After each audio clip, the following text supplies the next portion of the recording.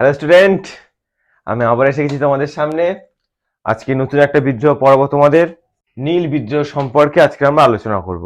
নীল বিদ্রোহটা কি বা নীল বিদ্রোহ কেন হয়েছিল এই নিয়ে আজকে আমরা আলোচনা করব। দেখো, 1859 থেকে 60 খ্রিস্টাব্দে বাংলায় প্রায় 60 লক্ষ কৃষক নীলকর সাহেবের অত্যাচারের বিরুদ্ধে বিদ্রোহ শুরু করেছিল। কত খ্রিস্টাব্দে?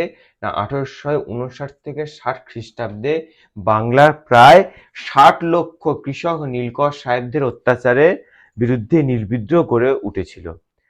আচ্ছা, নীল বিদ্রোহ, নীলটা কি? দেখবে আমরা ধান চাষ করি, গম চাষ করি, ইত্যাদি চাষ হয়, ঠিক তেমনই নীলও হচ্ছে একটা চাষের জিনিস।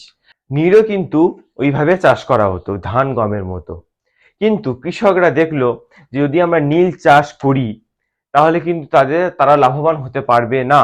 কারণ নীলকর সাহেবরা তাদেরকে দিয়ে বেগার খাটাতো, ঠিক মতো মজুরি দিত না। তাই তারা নীল বিদ্রোহ করতে শুরু করলো নীল চাষের বিরুদ্ধে। কারণ তারা যদি তোমাকে কেউ খাটিয়ে সেই পরিশ্রমিক না পায়, তোমার যে প্রাপ্য পারিশ্রমিক তুমি যে সে না পাও, তুমি সেই কাজটা নিশ্চয়ই করবে না। ঠিক তেমনই কৃষকরা কিন্তু এই রকম একটা মন্তব্য নিয়েই এই বিদ্রোহ করতে শুরু করেছিল। নীল বিদ্রোহ কিন্তু অন্যান্য কৃষক বিদ্রোহ থেকে সম্পূর্ণ রকমের আলাদা। আমরা এর আগে অনেক বিদ্রোহ পড়েছি, কিন্তু নীল বিদ্রোহটা সম্পূর্ণ কৃষক, যে সমস্ত কৃষক বিদ্রোহ হয়েছিল তাদের থেকে সম্পূর্ণ আলাদা রকমের হচ্ছে এই বিদ্রোহটা। কি না, এটি জমিদার মহাজন বিরোধী নয়। এটা কিন্তু শুধুমাত্র জমিদার কিংবা মহাজন এদের বিরুদ্ধে নয়। এটা ছিল অত্যাচারী ও ব্যভিচারী নীলকর সাহেবদের বিরুদ্ধে করা হয়েছিল। অত্যাচারী এবং ব্যভিচারী। এবং হিন্দু এবং মুসলিম উভয় সম্প্রদায়ের কৃষকরা শপথ নিয়েছিল, মরবো কিন্তু নীল আমরা বুনবো না, মরবো কিন্তু নীল আমরা বুনবো না। এই সময় এই কৃষকদের পাশে এসে দাঁড়িয়েছিল যে উচ্চ মধ্যবিত্ত শিক্ষিত সমাজ, এই নীল কৃষকদের পাশে এসে দাঁড়িয়েছিল এবং তাদেরকে সহানুভূতি দেখিয়েছিল। এছাড়াও সরকার দেখা গিয়েছে অনেক বিদ্রোহের দমনের প্রচেষ্টা করেছিল, কিন্তু এই নীল বিদ্রোহে সরকারও এই নীলকর সাহেবদের বিরুদ্ধে ছিল এবং নীল চাষ বন্ধ করার প্রচেষ্টা করেছিল। এই নীল বিদ্রোহে খ্রিস্টান মিশনারিরা কিন্তু এই নীল কৃষকদের পক্ষে ছিল এবং নীলকর সাহেবদের বিপক্ষে কিন্তু তারা ছিল। এবং এতে কি হয়েছে, যখন খ্রিস্টান মিশনারি ছিল অনেকটা শিক্ষিত সম্প্রদায়, এই শিক্ষিত সম্প্রদায় যখন কৃষকদের পাশে এসে দাঁড়ালো তখন তারা আরো একটু সাহস মনে পেল। এছাড়াও এই নীল বিদ্রোহের কোনো ভেদাভেদ ছিল না।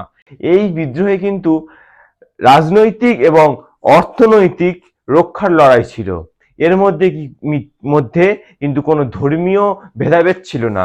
তাই এই হিন্দু মুসলিম দুই সম্প্রদায়ই এই বিদ্রোহের শপথ নিয়ে একই সাথে নীলকর সাহেবদের বিরুদ্ধে 1960 খ্রিস্টাব্দে বিদ্রোহ তারা করেছিল।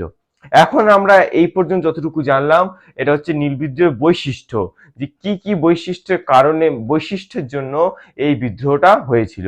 এইবারে আমরা দেখে নেব যে এই বিদ্রোহের কারণটা কি। চলো সেটা দেখে নেওয়া যাক।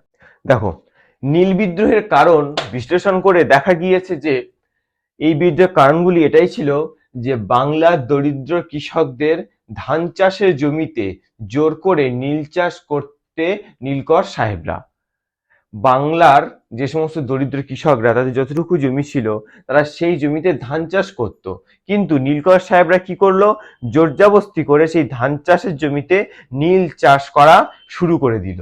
দ্বিতীয় কারণ হচ্ছে অভাবের সময় বিঘা প্রতি 2 টাকা দাদন বা অগ্রিম দিয়ে কৃষকদের দিয়ে নীল চাষ করা হতো ও অল্প মূল্যে তা নীলকর সাহেবদের কাছে বিক্রি করতে হতো।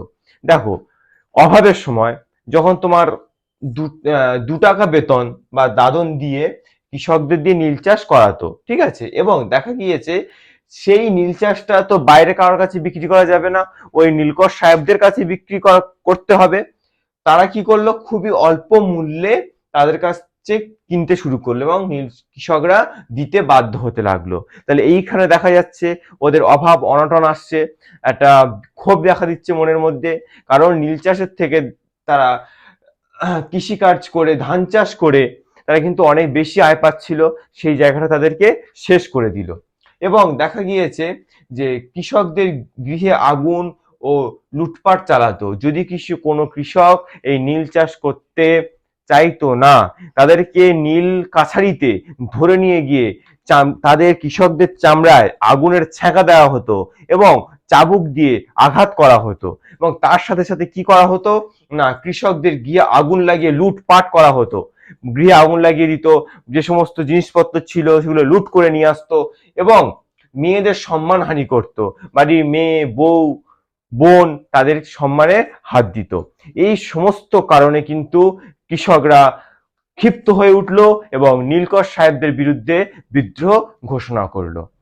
এই বিদ্রোহের সময় কিছু পত্রিকা বেরিয়েছিল যেগুলো কৃষকদের সহানুভূতি দেখিয়ে, যার মাধ্যমে কৃষকরা মনের মধ্যে সাহস পেতে পারে, মনের মধ্যে জোর পেতে পারে। যেমন কিছু আমরা দেখে নেব যে নীল বিদ্রোহের প্রতিবাদে দীনবন্ধু মিত্র নীল দর্পণ নাটকটি রচনা করেছিল।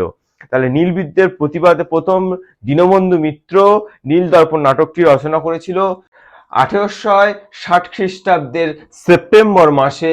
দীনবন্ধু মিত্র এই নীল দর্পণ নাটকটি রচনা করেছিল কৃষকদের সহানুভূতি এবং সাহস বাড়ানোর জন্য। এর পাশাপাশি শিশির কুমার ঘোষ MLL ছদ্মনামে, শিশির কুমার ঘোষ MLL ছদ্মনাম, তাহলে এখানে একটা শর্ট কোশ্চেন তোমরা পেয়ে যাচ্ছ, MLL কার ছদ্মনাম? শিশির কুমার ঘোষ। তো ছদ্মনামে হিন্দু প্যাট্রিয়ট পত্রিকা, হিন্দু প্যাট্রিয়ট পত্রিকা MLL ছদ্মনামে শিশির কুমার ঘোষ প্রকাশ করলেন। এরপরে ঈশ্বরচন্দ্র গুপ্ত সংবাদ প্রভাকর পত্রিকা, অক্ষয় কুমার দত্তের তত্ত্বাবধানী পত্রিকা এবং সেই সময়কার ম্যাজিস্ট্রেট হেমচন্দ্র রায়, আইনজীবী শম্ভুনাথ পণ্ডিত ও প্রসন্ন কুমার ঠাকুর এই কৃষকদের পাশে থাকার চেষ্টা করেছে এবং তাদেরকে সহানুভূতি দেখিয়ে গিয়েছে বিভিন্ন পত্রিকা নাটকের দ্বারা, যেমন নীল দর্পণ নাটক, সংবাদ প্রভাকর, তত্ত্বাবধানী পত্রিকা, এই সমস্ত কিছুর মাধ্যমে তারা কৃষকদের সহানুভূতি দেখিয়েছে এবং তাদের পাশে থাকার চেষ্টা করেছে। এবং সরকারও বাধ্য হয়ে এই নীলকর সাহেবদের বিরোধিতা করেছিল এবং 1860 খ্রিস্টাব্দে নীল কমিশন গঠন করা হয়েছিল। 1860 খ্রিস্টাব্দে নীল কমিশন গঠন করা হয়। তাহলে তোমরা দেখতে পাচ্ছ যে এই নীল বিদ্রোহের বৈশিষ্ট্যটা কি, কি বৈশিষ্ট্য ছিল, কিভাবে তারা বিদ্রোহ করেছে এবং এই বিদ্রোহের কারণগুলি কি কি। তোমরা নিজেরাই নিজের নিজের পার্সোনাল মাইন্ডে চিন্তা করে দেখো তো, তোমার প্রাপ্য জায়গা যদি অন্য কেউ এসে অন্য জিনিস চাষ করে এবং সে যদি কম দামে তোমার কাছ থেকে কিনে নেয়, কিংবা তোমার বাড়ির লুণ্ঠন করে, তোমার স্ত্রী সন্তানদের উপর অত্যাচার করে, নারী সম্মান হানি করে, তুমি তাহলে বিদ্রোহ করবে না? তুমি অবশ্যই বিদ্রোহ করবে। সেম জিনিসটা কিন্তু এখানে ঘটেছে, যখন নীলকর সাহেবরা মানে ইচ্ছাকৃতভাবে এই দরিদ্র কৃষকদের উপর অত্যাচার শুরু করলো, তার প্রতিবাদ দেখাতে গিয়েই কিন্তু কৃষকরা বিদ্রোহী হয়ে উঠেছিল। আর এই বিদ্রোহটা ছিল সম্পূর্ণ অন্যরকম, শুধুমাত্র কিন্তু এখানে জমিদার মহাজন বিরোধী নয়, এত অত্যাচার এবং ব্যভিচার হয়েছিল, এর প্রতিবাদে কিন্তু এই বিদ্রোহটা হয়েছিল এবং 1860 খ্রিস্টাব্দে নীল কমিশন গঠন করা হয়েছিল। এবং সেই কমিশনে এটা ঘোষণা হয়েছিল যে বিঘাপতি 3 কাঠিয়া প্রথা বা বিঘাপতি 3 কাঠা জমিতে কৃষকরা চাইলে এই নীল চাষ করতে পারে এবং তাদের উপর থেকে এই দমন পীড়ন অত্যাচার সমস্ত কিছু তুলে নেওয়া হয় এবং নীলকর সাহেবদেরকে বিতাড়িত করে দেওয়া হয়। তাহলে বুঝতে পারছো এই বিদ্রোহ একটু হলেও কিন্তু সফলতা পেয়েছে। হ্যাঁ, তাদের কিন্তু বাধ্যতামূলক এটা হয়েছে যে তুমি নীল চাষ করবে বিঘাপতি 3 কাঠা জমিতে, সম্পূর্ণ জমি ঘিরে নয়। তোমার যদি 6 বিঘা জমি থাকে, তুমি 3 বিঘা জমিতে চাষ করবে, 3 বিঘা জমিতে তুমি তোমার ধান চাল গম চাষ করতে পারো, এটা রয়ে গেছে। কিন্তু তারা কিন্তু নীলকর অত্যাচার সাহেবদেরকে বিতাড়িত করতে সক্ষম হয়েছিল। এই হচ্ছে আজকের আমাদের নীল বিদ্রোহের বিষয়বস্তু, কারণ মূল্যায়ন। আশা করছি তোমরা বুঝতে পেরেছো। আর যদি কোনো সমস্যা থাকে অবশ্যই কমেন্ট বক্সে জানাবে, আমার সাথে যোগাযোগ করবে, আমি অবশ্যই তোমাদেরকে বলে দেবো। আর যদি এটা ভালো লেগে থাকে তাহলে অবশ্যই লাইক, কমেন্ট, সাবস্ক্রাইব এবং শেয়ার করো। সো আজকের ভিডিওটা এই পর্যন্ত, দেখা হচ্ছে পরবর্তী ভিডিওতে।